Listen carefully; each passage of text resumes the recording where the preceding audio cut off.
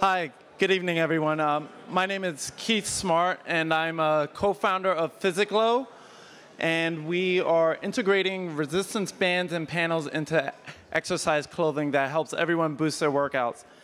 Additionally, I'm an alum of Columbia Business School and an Olympic fencer, along with my sister, who was also an Olympic fencer and is a member of Columbia University's Athletic Hall of Fame.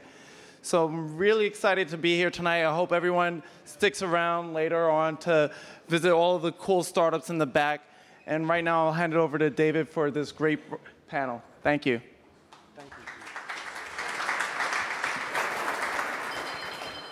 I had an early visit with Keith because he's a New York startup with a Columbia pedigree. And I said, Keith, this is the holy grail.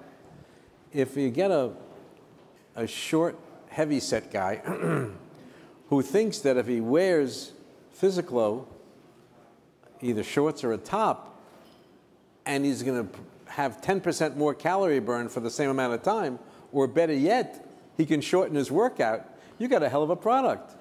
And of course, they sent me their product in the first incarnation. I just couldn't get into it. But so we're working on both ends. I'm getting smaller and they're getting larger, and I'm sure we're going to meet. So this is a great panel here.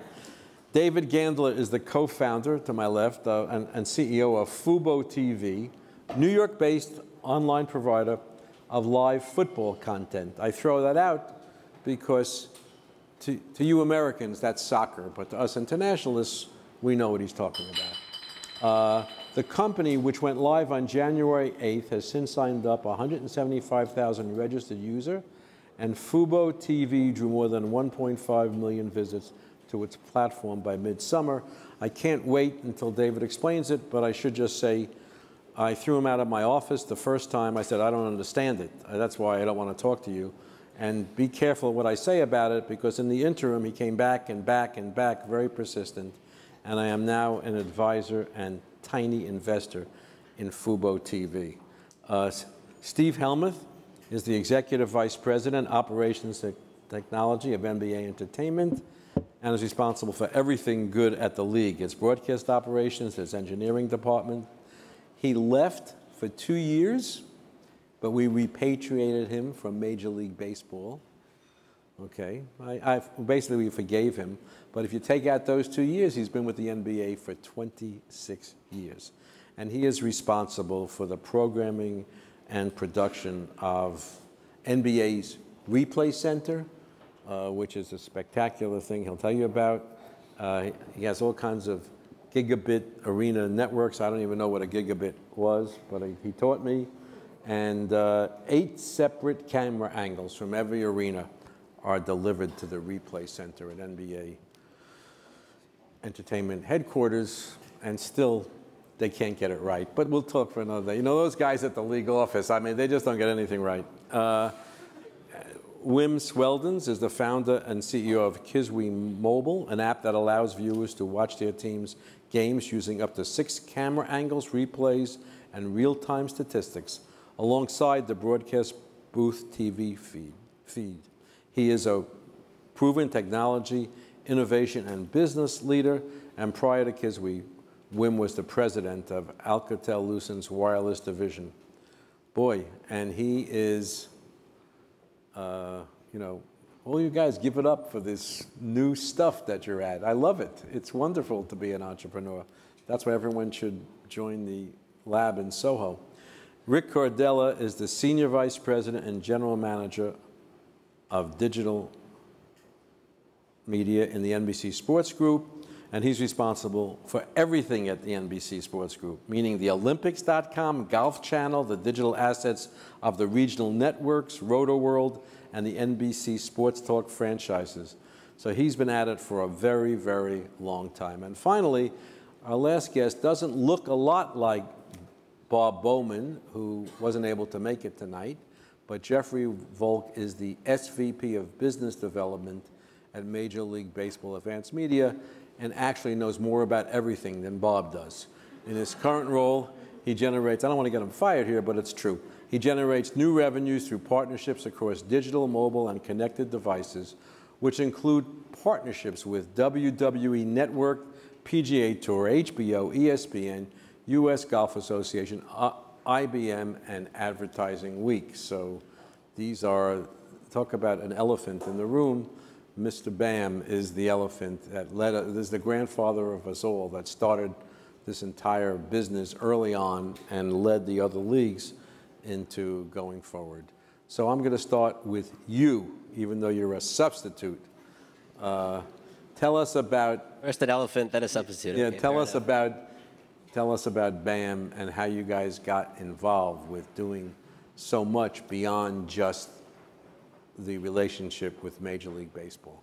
Yep. So most people don't realize how much Major League Baseball does beyond Major League Baseball. We like to think we're New York's sports startup. About 15 years ago, we created an entity, which we took all the rights to all 30 clubs in Major League Baseball, rolled them up together and said, let's sell some ads, let's sell some T-shirts, let's sell some tickets and see what happens. And when you have 2,500 baseball games every year, you have a home feed and away feed, that's 5,000 live events every year.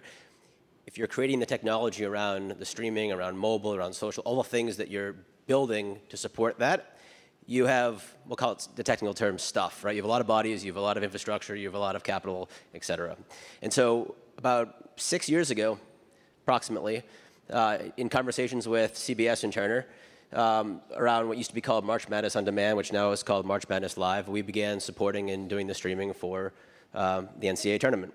Shortly thereafter, we had conversations with ESPN. ESPN was acquiring rights incredibly well, and while they had a few television networks, they had a lot more content that they could show in their television networks, and they began to start to stream what was then at the time known as ESPN3. So we started streaming March Madness and ESPN. Since then, the model in many ways has expanded. You've got authentication, you've got over-the-top, meaning subscriptions, you've got free ad-supported models, and we've started building from acquisition of video through encoding and streaming and app building and customer service and subscriptions and so on for WWE Network, to your point, to PGA Tour Live, which went live this summer, HBO Now, the Grateful Dead concerts this summer. If you went to the homepage of MLB.com this summer, it would say, hey, baseball fans, want to watch the Grateful Dead concerts? You can do that here. So that's a huge flourishing business. That's about the right audience, right? Baseball fans and Grateful Dead fans? Where's McCardle? He and I are on the same team here with the other league title. No, that, you know, obviously what you guys have done, and when HBO decided that HBO Now was going to be streamed, they undoubtedly went and looked and thought about it in-house, and they said, no, BAM, Major League Baseball Advanced Media, can do it better, more efficiently, and most likely less expensively as well. I mean, that's the ultimate tribute. But to make the point after what Jeff said, now in today's newspaper, USA Today, I don't just read the Journal and the Financial Times, I read USA Today, the people's newspaper. Streaming, everyone's streaming. Netflix is streaming and Hulu is catching up and this one's streaming. Sports has been doing it for years, long before anyone else. If you want to buy your games, you know, out of market, you can buy the baseball package. And moving right along, Rick, can I see the Olympics? Are you going to show me the Olympics free on NBC.com? Authenticated, but yes, free, theoretically. List it up. Sorry, authenticated, theoretically, free. Authenticated meaning I have to have some other cable, DirecTV, Dish, etc. Correct. But that's like 90% of the nation. Hopefully stays that way. Yeah, well, that's another subject. But I mean, that would have been unthinkable a very short time ago.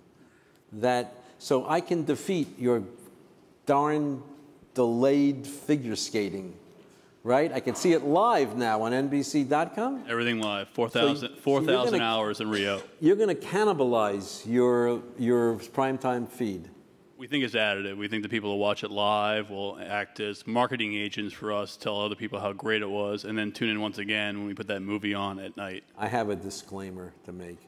One of my dear friends is Dick Ebersol, who just reveled in the whole notion that he could get America to tune into something that ended 8 hours ago, or maybe happened yesterday. But that's going to be. And how are you doing? What kind of numbers did you get in the last Olympics? Well, I mean, from a concurrence standpoint, the hockey game, USA versus Canada, the semifinal, did about 850,000 concurrents at one time. So big number for us. Workday audience, which is obviously our prime time. As you head to London, as you head to Rio, the time zone actually is not as good as it was for London, where most of Michael Phelps' races and Usain Bolt races were in the middle of the afternoon. So we think those numbers may be down, actually, or at least maybe not quite as high as you would typically see organically.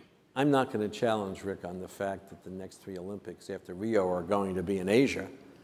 I'm looking forward to Korea, Japan, and Beijing. Winter Olympics in Beijing. Good luck with that, too. It's going to be... Hockey at 3 a.m. Yeah, oh, great. I'll be there.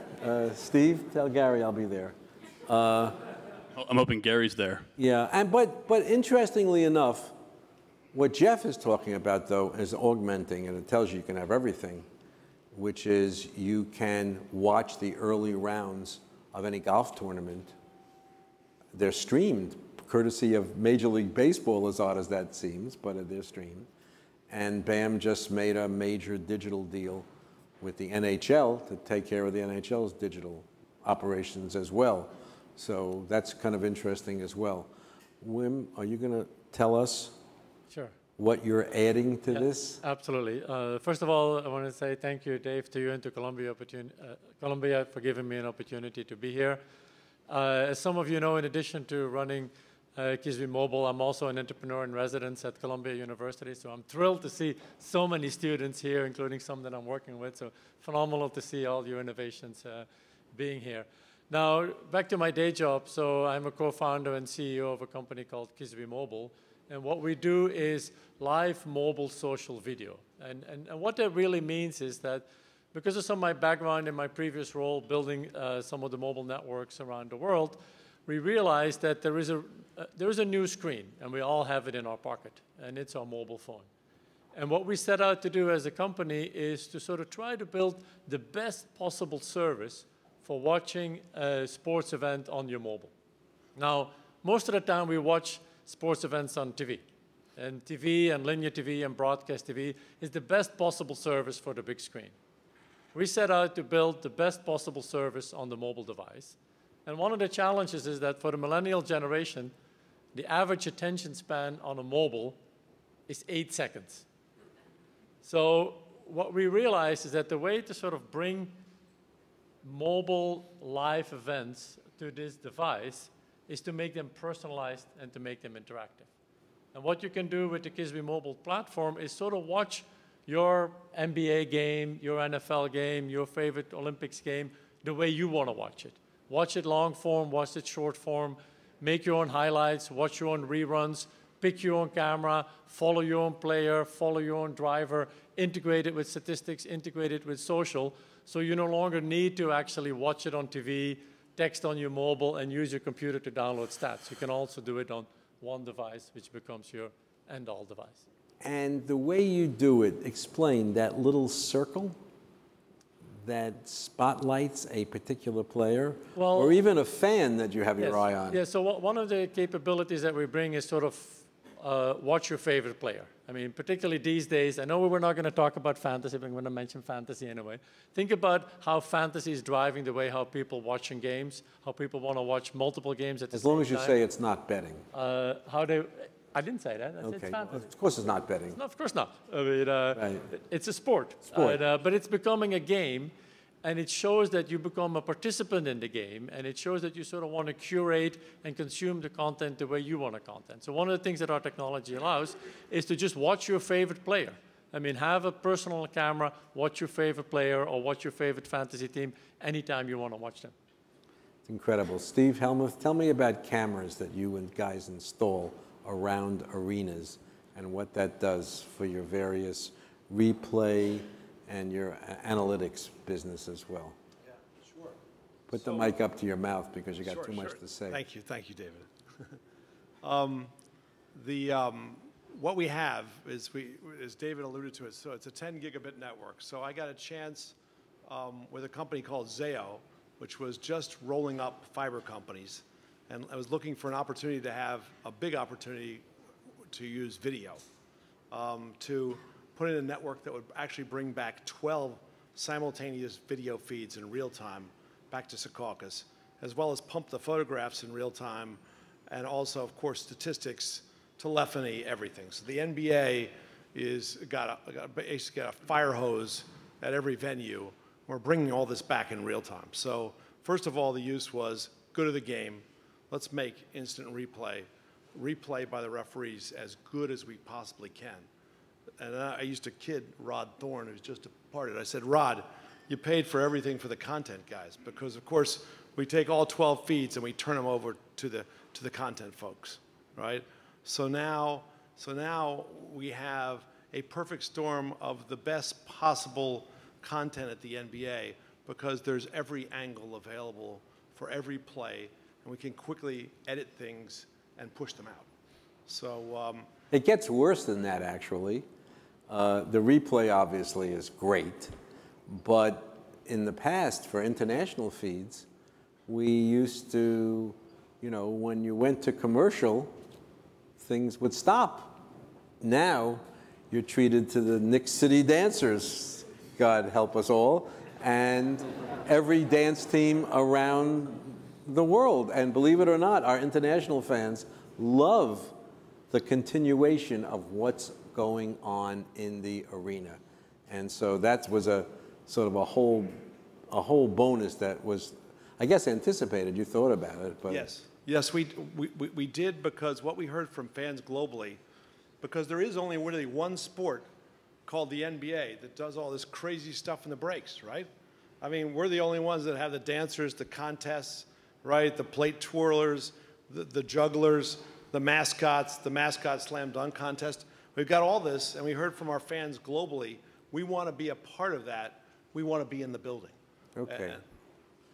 Before I ask David a question, I want to bring Hans Schroeder in here from the NFL. What's up with this digital game the NFL made a deal to deprive your loyal viewers who don't want to go online coming from London when the Bills play? Well, thank you, David. That's a very gracious introduction. Oh, it's also a plug. I don't want to make it seem like but it actually gets back commercialism. To a couple things that Rick had touched on. I mean, one, going back several years, NBC's been a great partner of ours, and we started streaming games, I think, on 2008 on Sunday Night Football, and done that ever since. But his comment, which I think he made sort of tongue-in-cheek, but is a real one as you look out at the media world, which is, it's changing. People are getting their content in different places. People expect it to be able to get it on every screen. And so for us, as we think about, we have great partners today, but who might be our partner of the future, to really understand what digital can do as far as delivery for a live NFL game. You know, we put a game that was looking in and out of a Thursday night NFL Network game on the air in 2007, and we had Akamai, who's a content delivery network that sort of manages infrastructure for the internet, calling us worrying that they're going to take the internet down by how many people we were getting at that time. That was only 400,000 concurrents back then. So when we're talking about an audience of 20 million people potentially for a game, that's obviously a lot of infrastructure, but digital's come a long way. So for us, and you see where some of these emerging companies are going, the opportunity to distribute a game principally over the internet and do it globally was really exciting for us. And we found a great partner in Yahoo. And so 3 or 4 weeks from now, October 25th, we'll do the Bills-Jaguars game from London at 9:30 in the morning here, but we'll be at a really attractive time slot through parts of Europe and Asia that we're really exciting as the first globally distributed NFL game that'll be available on any screen anywhere around the world. So for us, it's getting smarter. We think we're going to be really successful. We're going to learn a lot from how fans see that content, advertisers want to wrap around that content, and the experience itself. So for us, it's a big step forward. I think there'll probably be a lot of people looking to see how that performs and shaping different decisions each respective league and content owner makes going forward. But we're excited. You're proof positive that it's all additive. Because could I have watched the Denver Broncos versus, the Sunday night game? Was that Broncos Lions? Now, was that on NBC and it was streamed? That's right. And it was actually on NBC Universo, I think, as part of our Hispanic Heritage Month, too. And it got an increased rating over last year, one of the highest ratings for the Sunday night. And your streaming is not measured there, right? In other words, it's not part of the 13 rating. It's monetized, though. It's not. It's monetized, but it's not rated. Correct. There's another, let's call it 400,000 people or so on the stream. And Rick, I mean, David, at one point we thought 2 years ago we did the Super Bowl together, and we got an average audience of 115 million for the game. We peaked at 150 million people coming in. We still had 3 million people domestically streaming the game, over 3 million through mobile properties. You're breaking my heart and the heart of every other league. I think it's wonderful, and it really does show that it doesn't cannibalize. It actually. You say it's additive, but it is additive. There's a simple, I think many people in the sports and live sports business, it's best screen available. And if you're a sports fan, you want your content on a screen that big if you're at home, and your fiance will allow it in my case. But if you're not and you're on the road or you're at the airport, the phone's good too, and the technology's great for that experience. You have a Samsung curved screen?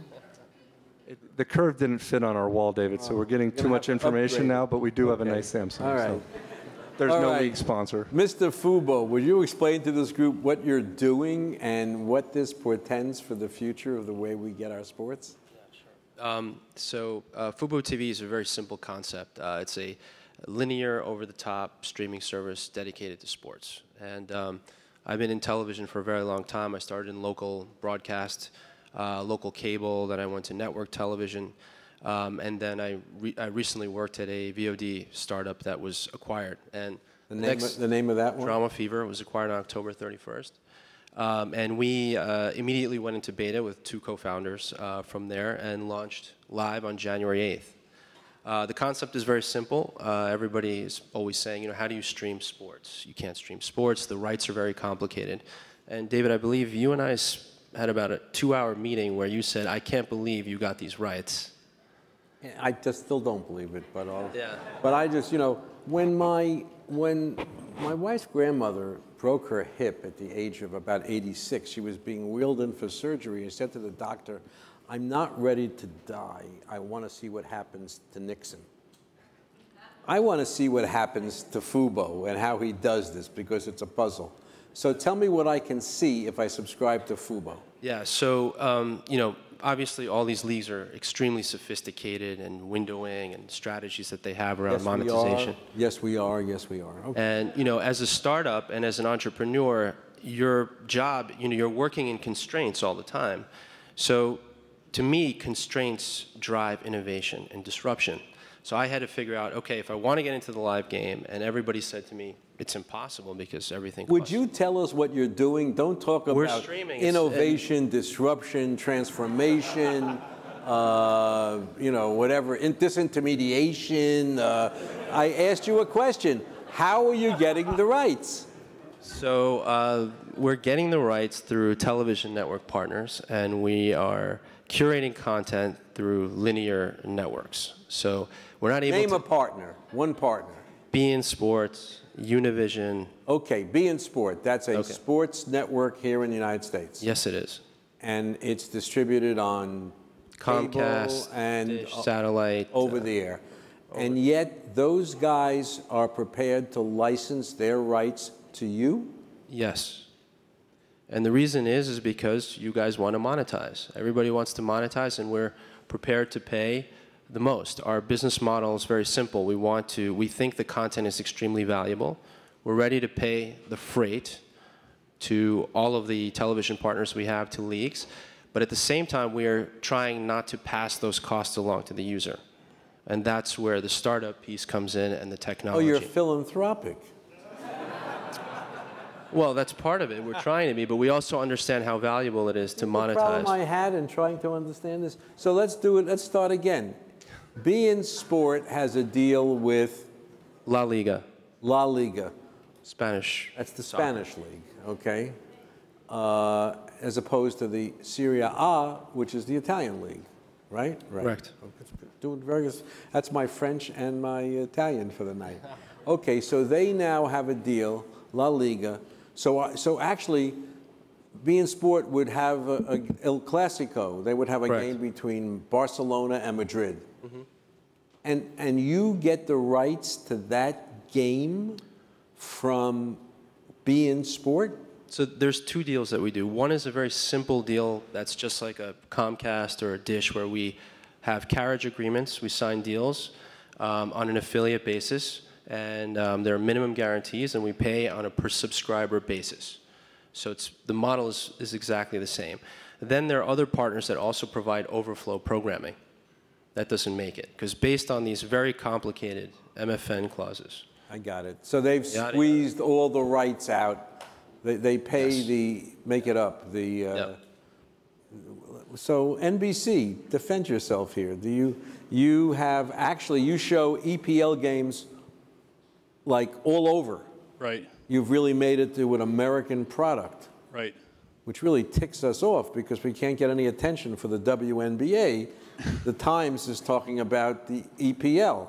Sure. Even though more people care really about the WNBA, but that's, I don't want to start an argument here.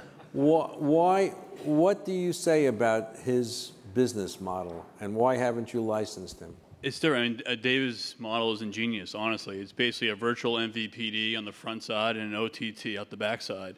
MPVD? I'm sorry, MVPD, a cable company. Effectively, he's Comcast, Time Warner Cable, Cablevision, acquiring the signal to beIN Sport, including all the advertisements. Right? So the advertising inventory is still owned by beIN Sport. He's passing through that advertising inventory, and beIN Sport is no different than any other distributor of their content. So they're monetizing David's streams. So he's paying them. Let's pretend he's not here. Sure. So he's paying them. Right. So they get additional payment. Yes. And he becomes a national network streaming-wise. Correct. And so, and he has to deal with the distributors, not the initial sports leagues who make the deal with you. Right. So you pay all this money to the EPL. David, you're killing me here. I'm trying to figure it out. Okay? Well, I may be an investor, but I have no idea how it works. Correct. So you are, I wouldn't say NBC, but you're beIN Sport, your ads being passed through, they're monetizing at the same rate. So the ads they're selling are being passed through by David to his customers.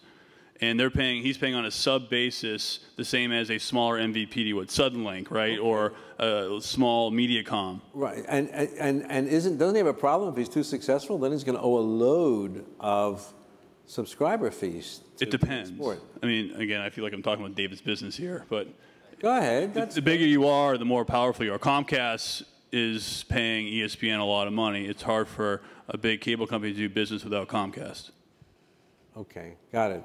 Any commentary here from the people about this? One interesting thing that you mentioned is also the ability to have overflow content. Because in broadcast TV, there's only so many hours, there's only so many channels. But typically for overflow content, there's always somebody interested in some obscure sport or some remote country. And the ability that I think that the over-the-top platform provides to reach those kind of demographics that in a traditional TV model wouldn't add up or wouldn't warrant the TV time, I think brings new capabilities of an over-the-top platform. As we sit here tonight, who in the U.S. is televising the World Cup of Rugby that's taking place? Universal Sports. That's like NBC Sports. It's kind of like our second cousin. The second cousin. And is that in Spanish or in English? English. We own a very small piece of it. Yeah, you know, rugby, it's very interesting because it's an example. I was in Europe, you know, for the NBA game, and so BT Sport produced our game, the NBA game, in 4K. So it was fascinating. Would you tell somebody what 4K is? 4 times the resolution of HD. You know, so it's actually a little bit more than 4 times, but it's a gorgeous, wonderful picture. So what they told me is very interesting. They did is they said, well, we've been using this technology for rugby. I said how? And they said, well, when we cut rugby, we don't include, you know, all 22 players in the pitch. So we stream it right next to them. We do it OTT right next to them so they can watch the entire pitch and also watch our produced feed at the same time. Sounds like Kiswe for crying out loud. It does. It does. Very close. Okay. We're getting there, huh? Yeah, absolutely. No, that was But you only do what Americans call soccer, right? No, we actually now have cycling, Formula One, and we're looking at other sports, other opportunities in Europe and Latin America. You better not get some basketball competition to the NBA. You know I can't talk about that. Oh, okay. All right. So Not yet. so the world is, we're going to be, the NFL, Major League Baseball, the NBA, and the NHL, NFL, all four sports, and MLS as well, are all showing on television and streaming, have huge product bases that they are, selling to and monetizing as fans customize their own packages. Usually it's the bargain, $100 and some odd for the whole season. The NBA has started to charge for individual games. Hans, does the NFL allow individual games to be streamed for a fee? It's a little bit of a nuanced answer, but all our game partners, if you're in New York and you're getting the 6 to 7 games a week, those will be streamed by their broadcast partner in whatever model they choose to stream. Our Sunday ticket at a market package is mostly bought on a full season length package, but does have weekly packages for any individual weekend. And that's where that's going, so that what used to be you have to buy, in the NBA's case, a modest, 800 games for a lousy $199. Now all of a sudden, get a tweet, get a Vine 6-second clip, and by the way, you can now, for $6.95 or whatever the price is, see this game or another game, and if you add on another 10 cents, you could have Kiswe on your mobile phone. A little bit more. Okay, so that a little bit more. Okay, well, of course not. It's really, it's quite extraordinary. I'm going to take any one question from the audience that we haven't answered on this subject. There being none, go ahead. So, look, people want to watch what they want to watch on whatever device, wherever they want, and so it's up to all of us to make that happen, right? So I'd love to know, since we're in a college environment, how many people do not pay for cable television? How many people can collect their content entirely through over-the-top, through Netflix, through paid TV subscriptions? And they don't even have landlines. They're just, they're crazy. You might have to explain what a landline is. I know. I'm a parent, I know. So isn't that, raise your hands again if you have neither cable nor satellite. Now ask them how many of them don't have a Wi-Fi connection at home. How many people don't have a Wi-Fi connection at home? How many people borrow credentials to watch HBO and ESPN? I believe that is called cord mooching. They're borrowed. They're planning to pay it back. I understand that. So NBCSN too. Okay, so it's fascinating, and of course the leagues themselves are count. There's a question. What do you do about the guy who's broadcasting a sports activity on Periscope, which is done? Well, speaking on behalf of the Floyd Mayweather, that's a bad thing, because there's a pay-per-view fight. And you really would rather it wasn't distributed by somebody holding their cell phone up to their smart device up to the TV set and distributing it. But as with respect to the rest of us, most of us, our games have been monetized. They're on so many different, you've heard it. We're streaming, we're double dipping with Fubo, we're selling individual packages at individual games. I don't think it's much of an issue unless it's a major pay-per-view event like WWE or a pay-per-view fight. And it's length, too. So Usain Bolt's 10-second race is much better in a Periscope environment than a 3-hour baseball game. Right. We can stand the competition, and then we'll be at your home with a search warrant and take care of that.